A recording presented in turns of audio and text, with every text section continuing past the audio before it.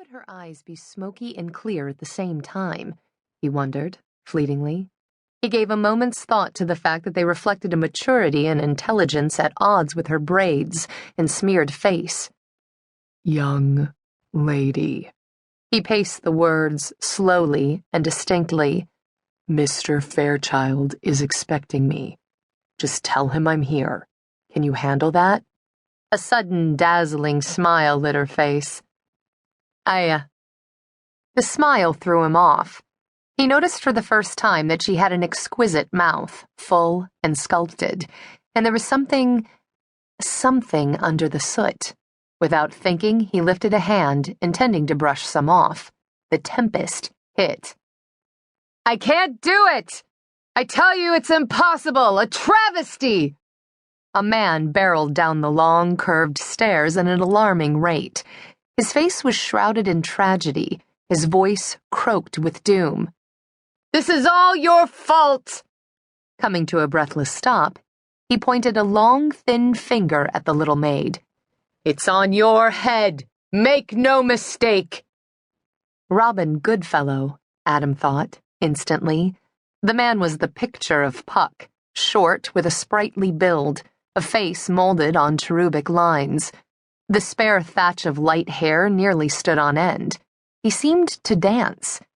His thin legs lifted and fell on the landing as he waved the long finger at the dark-haired woman. She remained serenely undisturbed.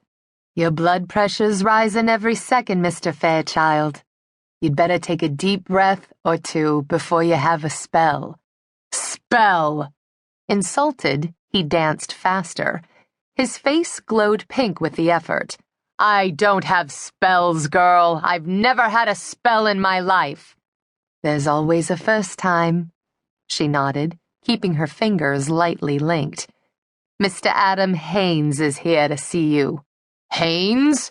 What the devil does Haines have to do with it? It's the end, I tell you. The climax.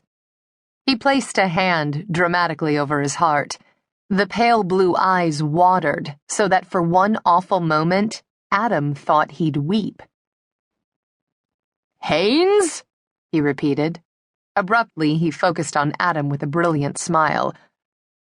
I'm expecting you, aren't I? Cautiously, Adam offered his hand. Yes. Glad you could come. I've been looking forward to it. Still showing his teeth, he pumped Adam's hand. Into the parlor, he said, moving his grip from Adam's hand to his arm. We'll have a drink. He walked with the quick bouncing stride of a man who hadn't a worry in the world. In the parlor, Adam had a quick impression of antiques and old magazines.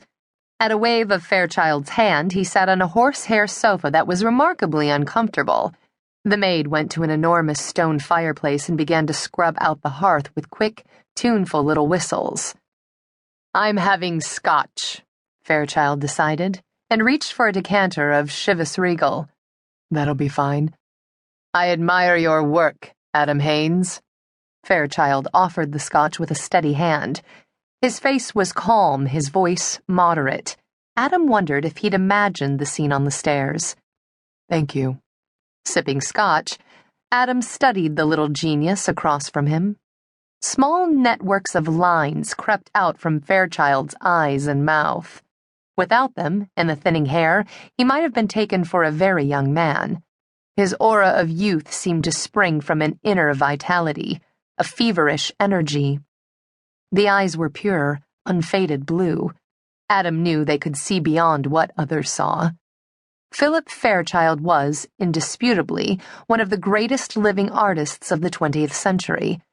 His style ranged from the flamboyant to the elegant, with a touch of everything in between.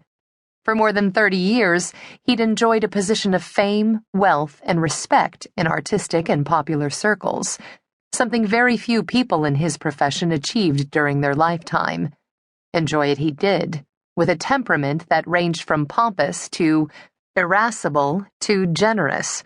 From time to time, he invited other artists to his house on the Hudson to spend weeks or months working, absorbing or simply relaxing. At other times, he barred everyone from the door and went into total